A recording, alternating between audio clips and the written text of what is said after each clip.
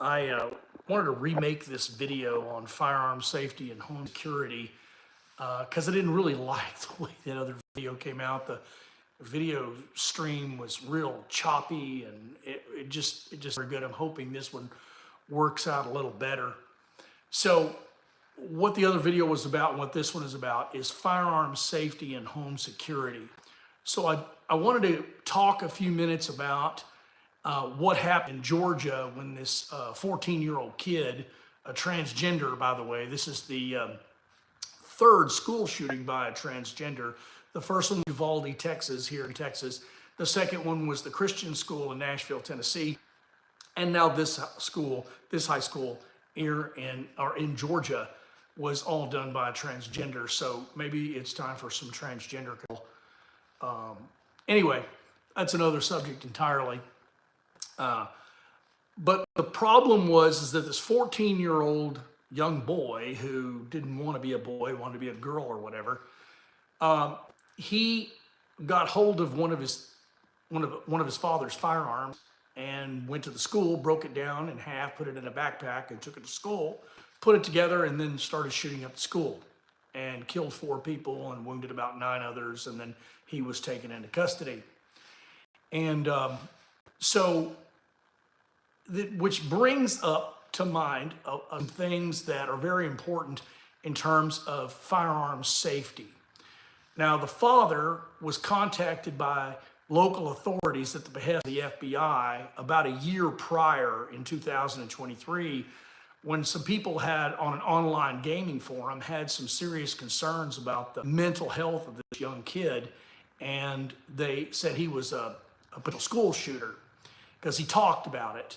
And so they turned him into 3 different people from different parts of the world on this video game thing, turned him into the FBI, and the FBI contacted the local police. The police went out and interviewed the father and the young man. The young man said, "Oh, I'm not going to do that." Of course, he was lying through his teeth.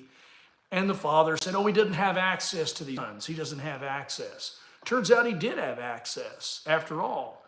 42 states in the United States, and Georgia is one of them, has laws stating that if you negligently leave a firearm ammunition within reach of a minor, and then there's either an accident or there's the criminal use of that firearm, that the person who did not secure that weapon can be held both civilly and criminally liable. And that's exactly what's happened with this young kid's father. His father has been arrested and been charged with several counts of negligent homicide because he let this firearm, this AR-15, within his son's reach. Now, I have a gun safe. Most gun safes are not that expensive. You can spend as much on a gun safe as you do on a car, or you can spend as little on a gun safe as the price of one moderately priced gun. They're not that expensive. I highly recommend every firearms owner should have a gun safe, even if it's a small handgun safe that is done electronically with your biometrics or with a finger combination where you can lock up your individual handgun that you leave in the house that you want to have access to in case you need a firearm. I highly recommend that everyone get a gun safe. They're not that expensive, and like I said, especially if you've got more than one gun, it's certainly worth the investment to have a gun safe. A burglar who breaks into your home, really, they don't even mess with gun safes. They're too big, too heavy, too cumbersome, too strong, too difficult to get into, and it's just not worth the time for most burglars to even worry about. But if you've got handguns, rifles, shotguns lying around in your house, and the thieves are going to take them while you're not home. They're going to break in and steal them while you're not there. You're not going to be able to shoot a burglar who breaks in and steals your property while you're not home. So you're not going to be able to protect your guns. You need a gun safe. I highly recommend every firearm owner have a gun safe. If you've only got one handgun, make it a small one. You can bolt it down to the floor, to a dresser, whatever you want to do, but make it difficult for someone to get hold of that weapon, especially minors and children.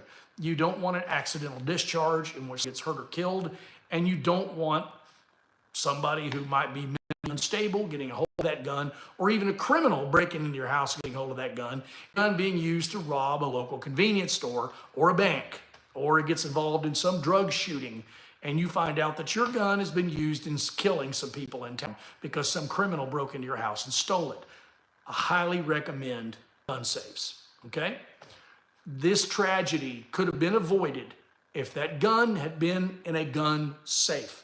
He never would have had access to that firearm, and that Georgia school shooting would have never taken place because this kid did not need access to a firearm. Now, a lot of people will say, well, I got to have instant access to my guns. I heard some people say, I've got a gun hidden in every room in my house because I want to be able to instantly get to a gun. I don't even want to have to go to another room. I want to be able to just lean over and grab a gun because I might need it that fast. If you need a firearm that fast, your home security project, your home security status stinks, okay? It stinks. No one needs instant access to a firearm when you are home, if your home security is up to par. What you need is competent access to a firearm. I'll give you an example. Story years ago, a man I knew woke up one night, middle of the night.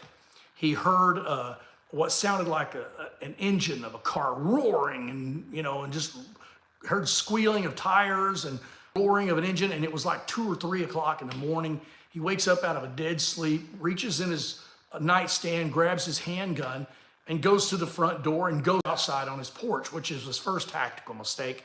You don't leave a place of cover and concealment if you want to investigate something and don't step out into the open. Okay, that's not a tactically sound thing to do, for him to just step out onto his porch when he thinks there's danger outside. The best thing to do is stay in your house, call the police, and keep your gun at your side, keep it handy. What he said when he got out there on his porch is he said that there was a car doing donuts in his cornfield right in front of his house. And there's only one problem with that. He didn't have a cornfield, okay? He was still half asleep. He was still not fully awake and fully cognizant of what was going on around. You don't want even yourself to get hold of a gun in an instant when you're still half asleep and end up shooting one of your own children who has snuck out at night to go see their boyfriend or girlfriend. Because, hey, teenagers never do that, right? They never sneak out of the house and come back in the middle of the night and sneak in thinking you're not going to wake up. And now you think it's a burglar, it's a home invasion. Somebody's coming in the house and you shoot your own kid, right? Or you shoot your wife, or you shoot a neighbor, or something like that, or a fireman kicking in the door because your house is on fire and you haven't woken up yet to even realize it. Okay, there's a lot of instances where you could just wake up in the middle of the night and it's not a home invasion. Okay, it's something else going on, and you need to be cognizant of what is happening around you and have good situational awareness before you lay your hand on a firearm.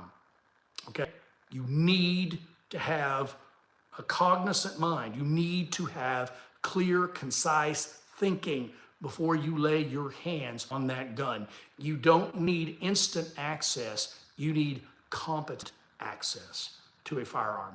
If you put a small gun safe in that drawer or on top of your dresser or wherever, where you have to use a combination or your hand geometry to open it, if it takes that level of mental ability to get to the gun, then perhaps you'll have the mental ability to use the gun and have proper mental judgment in using the gun if you have to. Okay, but you don't want to shoot someone accidentally. Remember, there's 4 basic firearm safety rules. All firearms are always loaded. Keep your finger off the trigger until your sights are on the target. No point a weapon at anything you're not willing to destroy. And number 4 is know your target and what is around it. That last one, knowing your target and what is around it, takes a clear mindset, okay? You have to have a clear mindset the minute you lay your hand on a firearm. You wake up in the middle of the night and you hear a noise like somebody roaring out there. What this guy was doing donuts in the middle of his street. He lived in town. He was in a suburb of a city. He didn't live out in the country. He didn't have a cornfield. He was still half asleep and sort of seeing this almost in a dreamlike state. So he was not fully aware of what was going on. He did wake up after a couple of minutes. He went back in his house and he stood around not knowing what to do. And then he finally woke up and realized, I don't have a cornfield. What's going on? So it took him a few minutes for him to actually get himself together. He was not all there yet. You got to be all there when you lay your hands on a firearm, okay? You have to be able to use good judgment, be fully awake. Now, I also knew a person who some years ago, they woke up in the middle of the night and there was a person standing at the foot of their bed in the middle of the night in their home. Now that is a failure of your personal security system at home, okay? That is a failure. What you need to do is sufficiently in your home so it's so difficult to get into your home, no one can sneak in. Then you don't need instant access to a gun because someone can't get in that quickly. They get in so fast that you need instant access, okay? Remember, you don't need instant access, you need competent access, okay? So you don't want to wake up in the middle of the night with someone standing at the foot of your bed. Okay, so how do you do that? How do you make sure that that doesn't happen? Well, there are 5 basic principles of fixed site security. Now, I used to work at a nuclear weapons facility, and I was a federal officer. I went to police academy and took the T-close test here in Texas and all that. So I was a certified peace officer at one point. There's 5 basic principles. Principle number 1 is deterrence. The second one is detection. The third one is denial. The fourth one is containment. And the fifth one is detainment. Okay? So let's talk about those in order. Let's talk about deterrence. You need to present your house as looking like a formidable target, like it's not something to be messed with. Certain things about your house scream, come get me, okay? You need to remove those things. If there's anything about your home that says you should come to this house or it's gonna be easy to get in, you should remove that. You should make it look difficult. Even if you can't afford a security system, buy some fake cameras, put them around your house with the little lights that blink, and then put up signs, warning, this property is under 24-hour video surveillance and is protected by an electronic security alarm system that's monitored 24/7 or something like that. You can put up signs are cheap, fake cameras are cheap. If you don't have much money, that's what you can do, okay? You can make it look like you have a good security system so that people will be like, I'll just go pick another target. That's what it is. You want to deter them.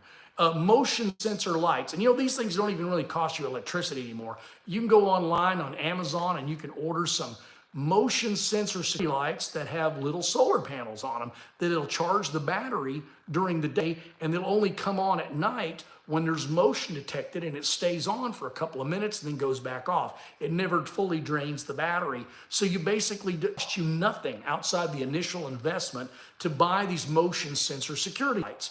And you can take these things because they're not wired and you can put them in fairly remote areas. Like you can attach them to walls, you can attach them up to the top of a tree up high, pointing down at your driveway or close to your alley. So if somebody comes down your alley at night, it triggers the motion sensor and the lights come on.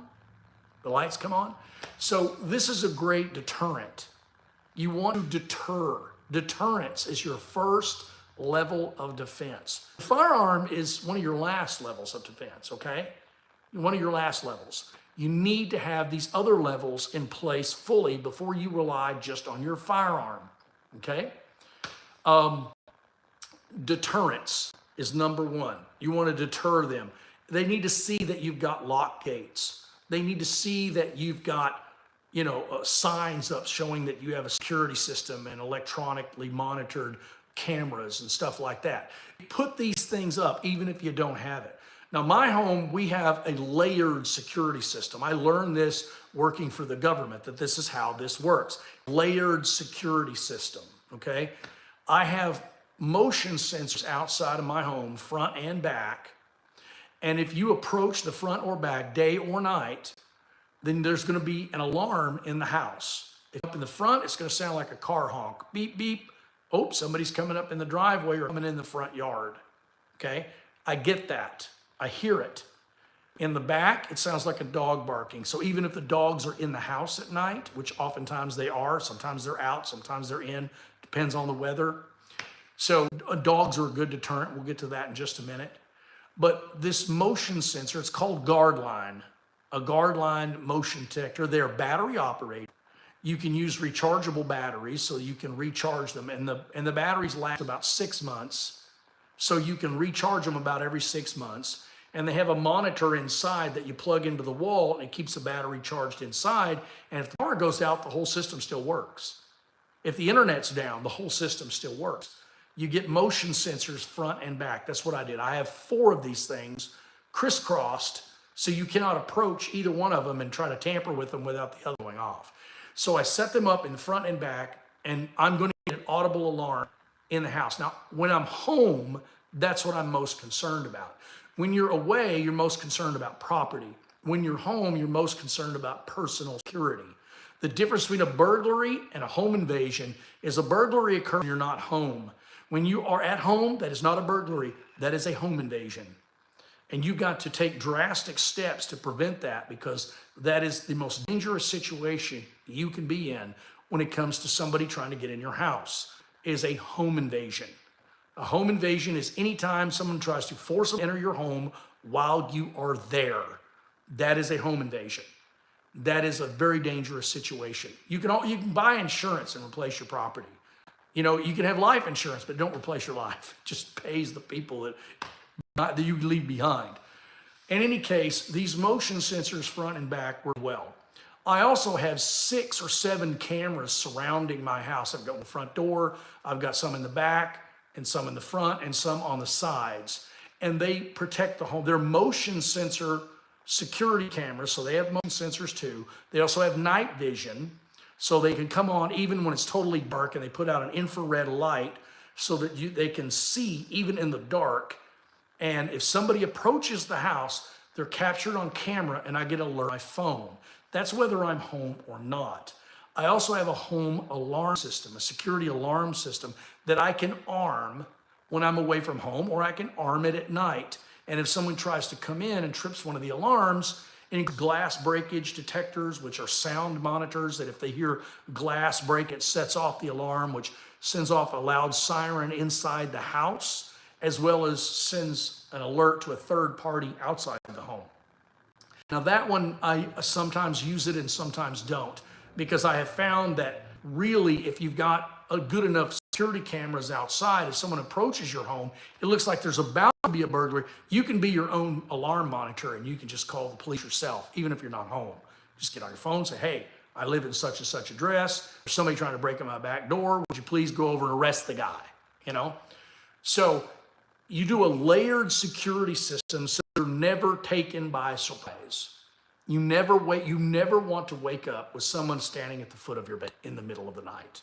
It's a horrifying situation. I've known someone who's actually had that happen to them, and they said it was one of the most terrifying moments of their lives. It gave them nightmares for weeks afterwards. I mean, you're just traumatized for quite some time. This stuff is the kind of stuff that will give you PTSD.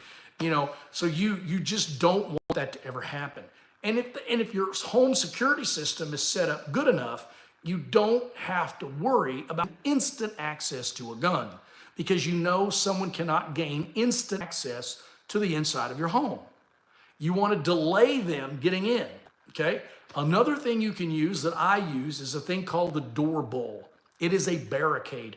Every single one of the doors, outside doors on this house, and the door that goes between the garage and the house has a door bull on it. What it is, it's a barricade that has 3.5-inch screws that go into it, and it goes all the way into the studs that are on the outside of the door frame that are all bolted into the wall. And so these screws, 3.5-inch screws, go through that, and then a piece of metal over a notch on the inside of the door. So not only if you kick the door, are you trying to break the door bull down, you're also trying to break the deadbolt. I also have metal strike plates on the deadbolt with 3.5-inch screws that go inside the studs. I've also removed the other side of the door on every door in this house. And this is a very cheap fix. These door bolts cost about 40 bucks on Amazon. So for like $40, you can make your door almost impossible to kick in. These things will take multiple kicks from large men. I've seen you go on YouTube, look up door bull, DOORBULL, and look at that barricade system. And I guarantee you'll see actual videos demonstrating that it's almost impossible to kick down your door when you've got one of these. I have metal clad doors on all the outside. They're security doors, and each one has a barricade door bull, and each one has a very good deadbolt that goes into the door frame with a metal strike plate. And that strike plate is 3.5-inch screws. Then on the other side, on the hinge side, I removed 2 out of the 4 screws from each hinge and put 3.5-inch screws into that, put that into the door frame all the way through. Doing that little bit right there, it costs about, if you include the door bull, probably costs about 60 bucks per door, about $60 per door to completely make your home make those doors almost kick proof, where it would take kick after kick after kick after kick. I guarantee you most people that are trying to get in after the 5th or 6th time of kicking your door, they're going to be fully aware they've just woken you up. And everybody in the house is alerted to what's going on. And if they think you have guns, they're not going to hang around. They expect to get in the door almost instantly and come barging in. If they can't accomplish that, if it takes them repeated kicks to try to get down the door and they still can't get through it, most of the time they give up and just leave. Okay? So you've got to layer your defenses to make sure that your firearm is the last thing you use. It's not your immediate first time go-to. You don't just go to that immediately. Okay? You use other things. Now, so deterrence, detection.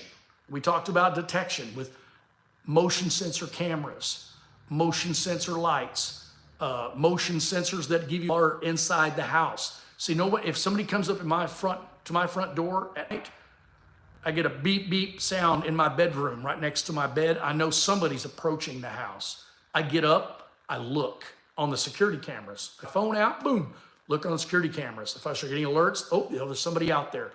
Do I get my gun first? Nope, I get on the phone first, call the cavalry. Hey, police, please come over here. There's a guy standing at my front door. It's 2 o'clock in the morning and I don't know who it is. Can you come check this guy out? They will come to your door. The police will show up, but you got to get the cavalry on the way. That's the first priority. That's containment and detainment. That's the police job, okay? Then the barricades are denial. So you got deterrence, detection, denial. Locks and barricades are denial. Impact-proof Lexan plexiglass. If you've got doors with windows in them, you can buy 1/4-inch thick or 3/8-inch thick Lexan polycarbonate plexiglass that you can drill little holes through it and mount that over the window on the outside. It makes it almost impossible for somebody to put their fist through. They'll beat that thing all day. They can hit it with a cinder block and it won't come through it. It will not knock out glass, okay? Now on our front door, we have a space about 5 feet from the front door to the outside of the house. There's like almost a hallway, but it's outside. And we put up a security gate with a deadbolt on it. Metal security gate with a metal deadbolt. That's deadbolt on both sides. It has to have a key on both sides. So they can't just reach in and unlock it. That gives us 5 feet of space between us and anybody outside. So if my wife or I want to go answer the door, we can just open the door and talk to some person on the outside and they can't bull rush the door, which is another common tactic. Knock on the door, you come to the door, they push their way in, and then they've got you. Home invasion. This helps prevent that. If someone comes to your back door, you better be on the phone to the police because that is probably a home invasion. I don't think they're going to knock on your back door. In any case, you don't want to be taken by surprise. This negates the necessity of instant access to a firearm, okay? You've got to take more positive security measures other than just a gun. If your whole home security is a gun, you are failing at your home security plan, okay? Your home security plan doesn't start with a gun. It doesn't start with a gun. It starts with detection. I'm gonna start deterrence, and then detection, and then denial. Then you have the gun. And then you have containment and detainment. That's the police's job. When I worked for the government, that was part of my job. We were armed and we had to contain. If somebody got into where we were trying to secure, we had to contain them and then detain them, or shoot them, kill them, whatever it took. And so that was our job. But that today is, for you, as most normal people, that is the job of the police, okay? You need to make sure that you're also well trained with your firearm. You want to make sure that everyone in the house that has access, that you want to have access to that firearm, is well trained. There are 4 basic levels of firearms training. The first one you can do with everybody, okay? And that's even kids that are not authorized to get a gun, because you don't know if your child is going to go visit one of your neighbors, you know, like your little kid 2 doors down that your kid is friends with. They go over there, or maybe there's a gun laying on the table. This first level of firearms training needs to be given to very small children, and that is firearm safety. Firearm safety. Remember, number 1 on firearm safety is all guns are always loaded. You teach that to a kid, that gun is always loaded. Take them out and shoot that gun in front of them. Shoot a watermelon, watch it splatter. See, that's what it'll do to your head if you get shot with a gun. You need to put some respect into your children's minds for firearms so they know it's not a toy. It's not something like they see on TV. It is not a toy. It is a deadly weapon. And the little children even need to know that so they don't ever touch one, okay? So your first levels, your 4 layers of firearms training are safety. That's number 1. Second one is weapons manipulation. If you don't own them, go down to a gun store or go to Walmart or in the hunting section or wherever you need to go, and you can buy these little things called snap caps. They're fake. Like say you got a 9mm pistol, you can get 9mm snap caps. They're generally burgundy colored or red or orange or yellow sometimes, and they're basically fakes, and they cannot go off. They're not real. And what you do is you train this, you clear all the live ammunition completely out of the area in which you're going to train with. And you get your handgun out and you establish that it's not loaded. You establish there's no rounds in the magazine. You check the chamber and make sure there's nothing in the chamber. Then you load the magazine up with these snap caps, and then you can train to your heart's desire, and you can show people how to load the weapon, unload the weapon, how to manipulate the slide, how to fire it and clear jams. If you get a tap rack bang, you got a malfunction, or you got to strip the round out and work the slide and get it to again, or change magazines. You could teach people how to do tell the difference between a tactical and a speed reload, that kind of thing. You can go into some more sophisticated training with weapons manipulation. One of the reasons that a lot of people have accidental discharges is because they're not thoroughly familiar with the manipulation of the weapon. They're afraid of it. You have to respect it, but you don't want to be afraid of it, because your fear, you'll end up making a mistake and you'll end up having a real discharge. Once somebody is fully familiar with the gun and they've gone through weapon manipulation training and safety training, now you're ready to take them to a firing range where they get the 3rd level of training, which is weapon proficiency. So when you take them out to the range and you teach them how to line up their sights and sight picture, sight alignment, and you teach them how to engage a target and start shooting at paper, and you get used to the blast and the recoil, wear eye protection and hearing protection. Always wear your eyes and ears on all the time when you're out on a firing range. And you go out and you teach them range safety, which the cardinal rule of range safety: never handle firearms when personnel are down range. You don't touch the gun while somebody's going down, check targets. You teach them the safety of the range, and you teach them, again, each time you're working, you're reinforcing the other 2 levels you've already done, which is firearms safety and weapons manipulation. So you're teaching them again how to handle live rounds and manipulate the weapon, and you're teaching them how to be safe at all times with the weapon with live rounds, and you treat every weapon as it's loaded at all times. So you're reinforcing the first two levels when you go out and you teach weapons proficiency, okay? Third level. Then the fourth level is tactics. You teach them how to take that weapon and use that tool in a tactical manner, because the number one rule of a gunfight is 3 words: don't get shot, okay? That's more important than shooting the other guy. It's more important than, arresting somebody. Is if you're in a gun battle, the first rule of thumb is don't get shot, okay? So you teach people how to use cover, concealment, how to check corners and stairwells. If you're going through a house at night and you're trying to figure out if you heard glass break, did somebody get in or did they not? That sort of thing. So train on the firearm. Don't ever have a firearm in your house that someone is allowed to handle if they haven't been through those 4 levels of training. Remember, firearm safety, weapons manipulation, weapons proficiency, and tactics. They need to know all of those in order to handle and use that weapon in a professional manner. You should be well trained on that. Doesn't mean you have to have combat experience.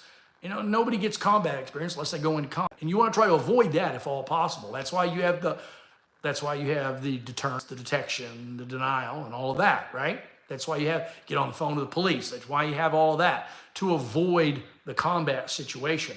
But you need to be trained proficiently on a firearm before you ever lay your hands on it. Don't put a gun in your hand unless you know what you're doing with it, so you don't shoot yourself or someone else you don't intend to, okay? Because you're responsible for every bullet that comes out of that weapon. Until it impacts its final target and comes to rest, you are responsible for where that goes and what it hits, okay? You are fully responsible for that as a firearm user, okay? Now, there are some more exotic ways to defend your house. Okay, I want you to go online. I want you to look up a thing called a burglar bomb. I know that sounds bad.